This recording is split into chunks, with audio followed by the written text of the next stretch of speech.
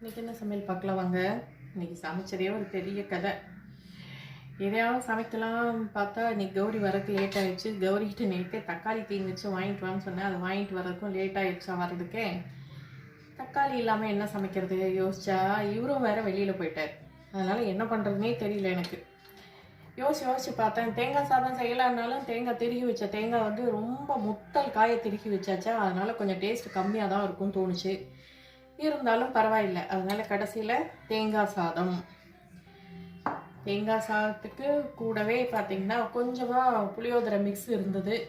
அதை போட்டு இது நிறையா இருந்திருந்தால் கூட ஒன்றா கலந்துருப்பேன். இதுவும் அவ்வளோதான் இருந்தது. கொஞ்சமாக புளியோதரை.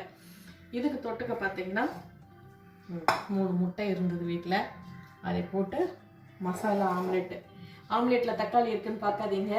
அது போடுறதுக்குள்ளே கௌரி தக்காளி வாங்கிட்டு வந்துருச்சு. அதை மட்டும் கடைசியாக கௌரி வந்ததும் போட்டாச்சு. இவ்வளோதாங்க இன்றைக்கி சமையல். இந்த வீடியோ உங்களுக்கு பிடிச்சிருந்துச்சுன்னா லைக் பண்ணுங்கள், ஷேர் பண்ணுங்கள், கமெண்ட் பண்ணுங்கள். புதுசாக பார்க்குறீங்கன்னா சப்ஸ்கிரைப் பண்ணிக்கோங்க. நிஜமாக சொல்லுங்கள், எல்லாருக்குமே இது ஒரு பெரிய சேலஞ்சு தானே. இன்றைக்கி என்ன சமைக்கிறது அது ஒரு பெரிய சேலஞ்ச் தானே.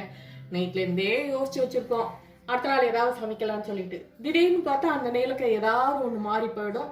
அப்படியே எல்லாம் அப்செட் ஆகிடும். இல்லைதான்? அப்படி தானே. ஓகே, தேங்க்ஸ் ஃபார் வாட்சிங். பாய்.